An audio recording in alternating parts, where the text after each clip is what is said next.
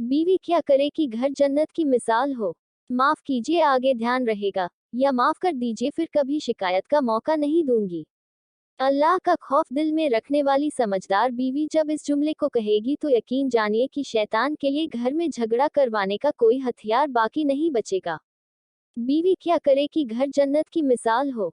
इस लेख में कुछ चीजों की तरफ इशारा किया जा रहा है जिनका ख्याल हमारे घर के माहौल को बेहतरीन बना सकता है, या यूं कहा जाए कि हमारा घर जन्नत बन सकता है।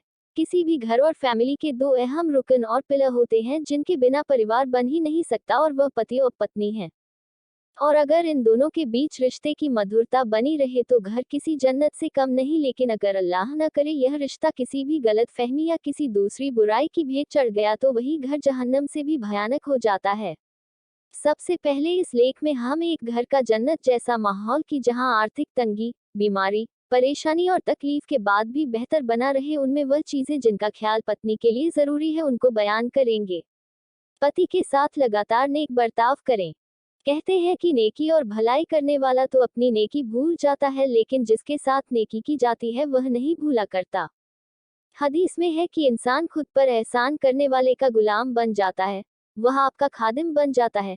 नेक बीवी की नेकी भुलाई नहीं जा सकती। एक नेक बीवी अपने आप को नेकी पर यह कहकर उभार सकती है कि मैं जिस दिन दुनिया से चली गई मेरी नेकी मेरे शौहर को याद आएगी और मेरे शौहर मेरे लिए दुआ करेंगे, मुझे अच्छाई के साथ याद करेंगे। मेरी खिदमत उनको रात के अंधेरों और दिन के उजालों में याद करने पर मजबूर करेगी, और शायद यही मेरी मगफिरत और अल्लाह के राजी होने के लिए काफी हो। हजरत आयशा कहती हैं कि जितना रश्क मुझे हजरत खदीजा स पर हुआ उतना पैगंबर स की किसी बीवी पर नहीं हुआ, जबकि मैंने उन्हें देखा भी नहीं था।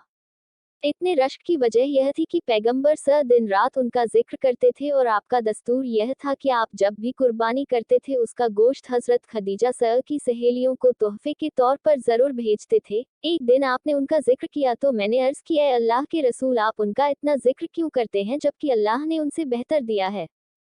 तो आपने फरमाया, "अल्लाह की कसम, उनके हजरत खदीजा स बाद अल्लाह ने मुझे जो दिया है वह उनसे बेहतर नहीं है। वह उस समय ईमान लाई जब लोग काफिर थे। उन्होंने उस समय मेरा साथ दिया और सपोर्ट किया जब लोग मुझे झुठला रहे थे। उन्होंने उस समय अपना माल मेरे कदमों में डाला जब लोग मेरा आर्थिक बॉयकॉट कर रहे थे। अल्लाह ने मुझे उनसे औलाद अता की, किसी और से नहीं की।" औरत अगर अपने शौहर की कनीज बन कर रहे तो शौहर भी अपनी बीवी की बातों को मानेगा। इसलिए अगर बीवी चाहती है कि शौहर उसके कहने में रहे और हर बात में उसकी पैरवी करे तो उसको शौहर के साथ नेक रवैया अपनाना होगा और उसकी इताअत करनी होगी। उसकी गलतियों को नजरअंदाज करना होगा। उसको गुलाम बनाने से पहले खुद उसकी कनीज बनना होगा। इसलिए कि मोहब्बत मोहब्बत को खींचती है, इताअत इताअत को खींचती है, बगावत और बदजुबानी नफरत और झगड़ों को खींच कर लाती है। जी हाँ, बोलना सीख लें। यह झगड़े से निजात पाने का गोल्डन नुस्खा है। मिसाल के तौर पर शौहर अगर कहे कि आज कहीं जाना है तो कहे, "जी हाँ, इंशाअल्लाह जरूर चलेंगे।" अगर शौहर का किसी इवेंट में जाने का दिल नहीं चाह रहा है तो अपने दिल की ख्वाहिश उस पर थोपने के बजाय कहे कि कोई बात नहीं, मैं भी नहीं जाऊंगी, जैसा आप चाहेंगे वैसा ही होगा, आप मेरे शौहर हैं, जैसा आप कहेंगे वैसा ही होगा। जब तक नाराज शौहर को राजी न कर ले आराम से न बैठे, क्योंकि पैगंबर असहाब के बीच बेहतरीन औरतों की सिर्फ बयान करते हुए फरमाते हैं कि उनमें से एक औरत वह है कि जब कभी उससे शौहर को कोई तकलीफ पहुंचे या वह उससे नाराज हो तो वह उससे माफी मांगने के लिए उसके पास आए और उसका हाथ पकड़कर कहे कि खुदा की कसम, जब तक आप मुझसे राजी या खुश न होंगे मेरी आंखें नींद से दूर रहेंगी। अगर मियाँ बीवी में किसी तरह की नाराजगी, गुस्सा, गर्मी और अनबन हो जाए तो नेक बीवी को माफी मांगने में पहल करनी चाहिए। उसके नेक होने की पहचान यह है कि वह जब तक अपने नाराज शौहर को राजी न कर ले तब तक चैन से न बैठे।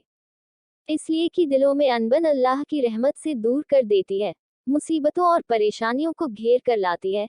ऐसी ऐसी तरफ से परेशानियां आती हैं कि उसके बारे में सोचा तक नहीं जा सकता। इसलिए हर मोमिन और मोमिना, खासकर शौहर और बीवी को कभी एक दूसरे से दिल में अनबन नहीं रखना चाहिए, जिसकी दुआ की तरफ कुरान ने सूरे हश्र आयत न 10 में इशारा किया है। नाराजगी का इलाज जल्दी इसलिए जरूरी है कि अगर शौहर और बीवी में नाराजगी बढ़ती गई तो मुमकिन है यही नाराजगी रंजिश में बदल जाए और यह लड़ाई और नाराजगी दो लोगों से निकलकर खानदानों तक पहुंच जाए, जिसका नतीजा उन दोनों की औलादों की तबाही के साथ साथ कई खानदान भी तबाह होंगे।